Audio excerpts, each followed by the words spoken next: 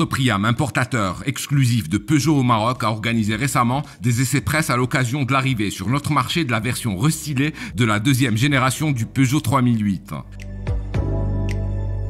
Au programme, une visite des quartiers généraux de Sopriam à Casablanca, inaugurée en juillet dernier, un aller-retour entre la mégapole économique et Walidia, et la conférence de presse de présentation du nouveau venu, animée par Khalid Kbej, DG de Sopriam, et par Younes Laouad, directeur de la marque Peugeot au Maroc, qui a bien voulu nous indiquer ce qui distingue le nouvel opus de celui qu'il remplace. Ce qui change par rapport à l'ancienne version, c'est le design qui a totalement changé, notamment sur la face avant et la face arrière, en plus de l'écran qui prend 2 pouces supplémentaires par rapport à l'ancienne version.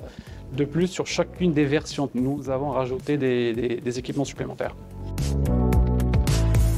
Esthétiquement, le 3008 Phase 2 adopte le nouveau langage stylistique de la marque, introduit par la dernière génération de la 508.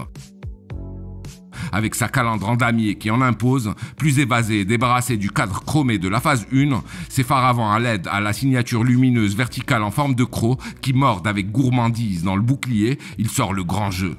Même son de cloche à l'arrière, avec l'apparition d'une signature lumineuse en forme de griffure et de clignotants à défilement. À bord, en plus de l'écran tactile central plus grand cité par notre hôte, le 3008 New Look a droit à de nouveaux inserts et revêtements. La montée en gamme est sensible et la GT Blackpack, finition inédite qui chapeaute désormais la gamme, symbolise parfaitement cette gentrification, ce positionnement plus chic. Elle hérite de jantes de 19 pouces et d'éléments de carrosserie au traitement noir et à bord d'une sellerie en cuir nappa et d'inserts en bois de tilleul.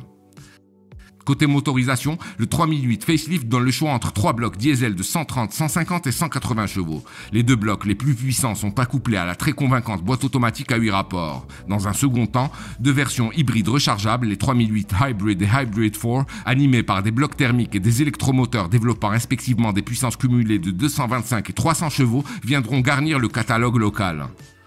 Au volant de notre voiture d'essai, la GT de 150 chevaux, la suspension du 3008 a fait merveille, au même titre que ses trains roulants et son groupe motopropulseur.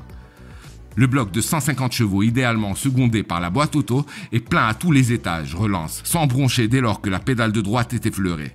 Idem en ce qui concerne la voisine de gauche de l'accélérateur, les décélérations sont franches, sécurisantes.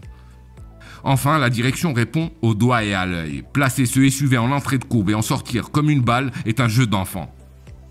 Le Peugeot 3008 restylé est disponible dans tout le réseau Sopriam à partir de 275 900 dirhams. Notre voiture d'essai s'affiche pour sa part à 352 900 dirhams et il faut consentir une rallonge de 47 000 dirhams pour la GT Blackpack.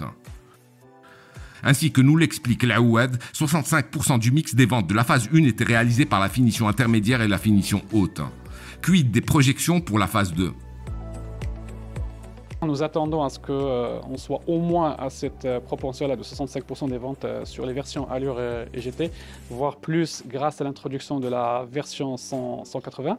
Certes, c'est une version d'image, mais sur laquelle il y a quand même des ambitions de vente assez importantes. Et d'autant plus ce qui nous réconforte, c'est l'engouement que nous avons connu en phase de pré-lancement.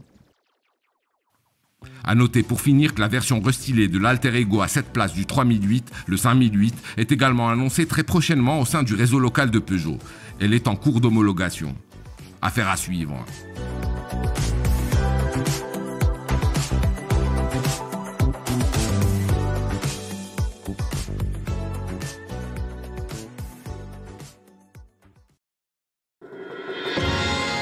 À très vite sur wandeloo.com.